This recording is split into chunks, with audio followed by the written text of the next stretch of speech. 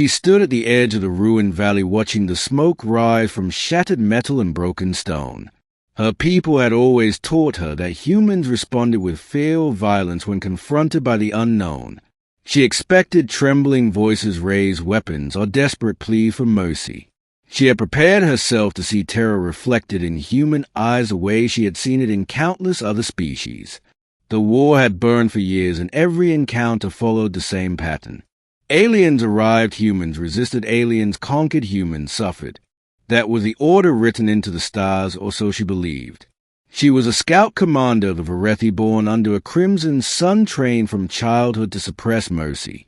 Her armor shimmered with energy plates, her skin carried the markings of rank and victory. She had ended battles with a gesture, silenced cities with a single order. Fear had always preceded her arrival like a loyal servant. She expected it again when she stepped forward into the open plain. Across the valley, a lone human stood among the wreckage. His armor was damaged, his weapon lowered, and his posture strangely calm. He did not run. He did not shout. He did not raise his hands in surrender. He simply looked at her as if she were not a monster, not a conqueror, not death itself. She slowed her steps, confused by the lack of panic. Her internal senses showed elevated radiation, unstable ground, and multiple life signs fading beneath the debris. This human should have been focused on survival or escape. Instead, his eyes tracked her movements not with hatred or fear, but with something unreadable. She stopped several paces away, towering over him. Her shadow fell across his face, yet he did not flinch. She spoke in the common trade tongue, her voice amplified by her suit. "Human, you stand before a Varethi commander. Lay down your weapon and kneel." The human looked down at the weapon in his hand. Slowly, deliberately, he placed it on the ground. He did not kneel. He did not bow his head. He met her gaze again. "I will not kneel," he said, "but I will help if you let me." The word struck her harder than any projectile. Help was not a response she had ever received from an enemy. Her claws flexed instinctively, her suit systems ready to unleash force.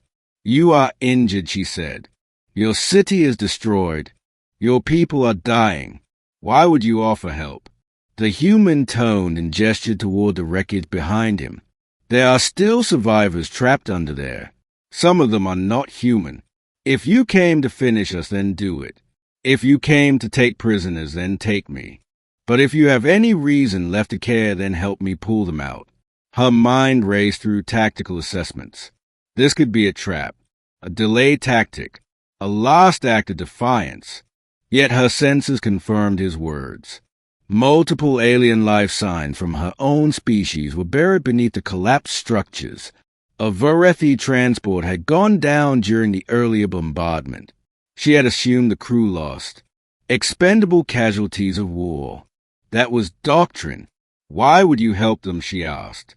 "They are your enemies." The human shrugged, a small tired movement. "Right now they are just people who cannot breathe." Something in her chest tightened, an unfamiliar sensation. She remembered her first battlefield, her first victory, the scream she had learned to ignore. No one had ever stopped to save the enemy. No one had ever offered compassion without calculation. She hesitated, and the hesitation shocked her more than his words. Finally, she deactivated her primary weapon. "Very well," she said. "But if this is deception, you will die." He nodded as if that outcome had always been acceptable. They moved together toward the wreckage. Her strength tore through twisted metal with ease.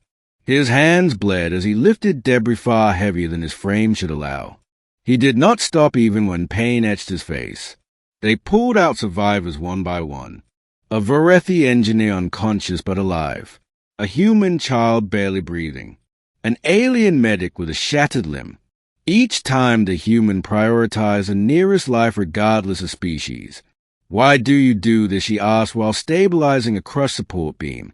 "Your people will call you a traitor." He paused long enough to look at her. "Maybe," he said. "But if surviving means becoming someone I cannot respect, then I would rather not survive at all." The word settled into her like a quiet storm.